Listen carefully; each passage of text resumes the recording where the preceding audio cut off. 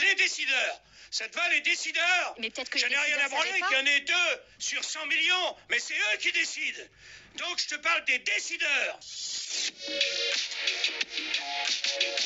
Vous n'avez pas peur parfois de vous cramer? Vous divisez forcément. Vous allez sur des terrains qui ne sont pas forcément conquis. Bien sûr qu'il faut être sur la tangente, sur le fil du rasoir. Je voudrais revenir sur un mot, quand on dit, tu sais, la fameuse théorie du complot, là. Il faut arrêter, quoi, avec ce mot, quoi. Faudrait le bannir. Hein, c'est un complotiste. C'est ce qu'on a dit de vous. Qui est un complotiste? S'il y a un an, on se parle ensemble, je dis, tu sais, Déborah, tu sais ce qui va se passer pour nous? On va être obligé de se signer un papier pour sortir de chez soi. Tu sais quoi? On sera interdit d'acheter quoi que ce soit, il y aura un couvre-feu.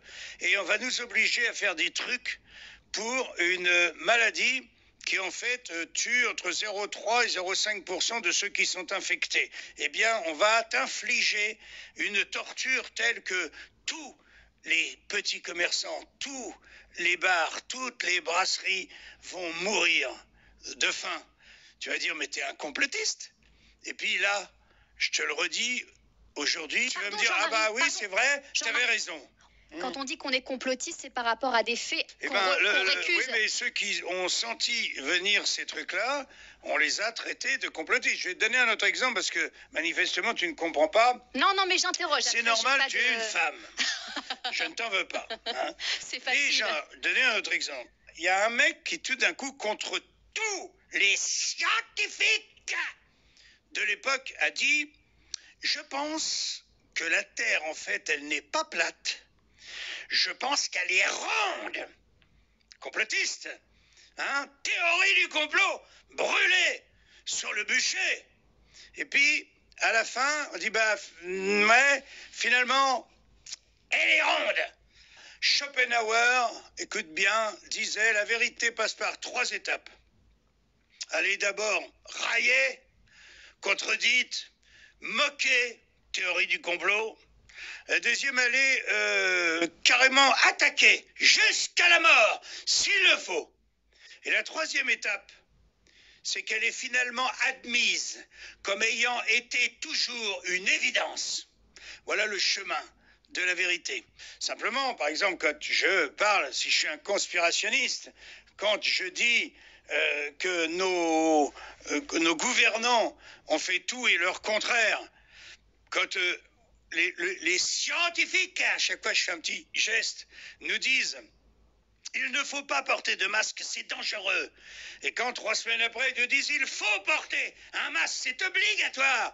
Qu'est-ce qu'on peut penser? Est-ce qu'il y a quelque chose de complotiste là-dedans? Non, mais qui sont paumés. Ils savent peut-être pas. Non, pas paumés. Ils s'obéissent à des contraintes. C'est pas paumé. Parce que paumé, si jamais tous nos scientifiques sont une bande de fous, non, parce paumés. que pas tous les scientifiques ne disaient pas ça. Il y avait pro-masque et disons que contre-masque. Les décideurs. Ça te va, les décideurs? Mais peut-être que j'en ai rien à branler qu'il y en ait 2 sur 100 millions, mais c'est eux qui décident. Donc je te parle des décideurs. Quand un homme politique vient te dire que le conseil scientifique a décidé que, toi tu te dis, putain, c'est pas rien, c'est pas 3 personnes, c'est une majorité de gens qui décident. Et quand cette majorité te dit le contraire 3 semaines après, qu'est-ce que tu peux penser? Eh bien, tu penses tout simplement que ces gens-là sont aux ordres. Et ils sont aux ordres du pognon. Jean-Marie, oui. Vous avez une rage incroyable. Ouais. Je suis enragé, on nous prend pour des cons. On nous manipule, on organise une dictature chez nous. Comment je serais pas en colère? Oh!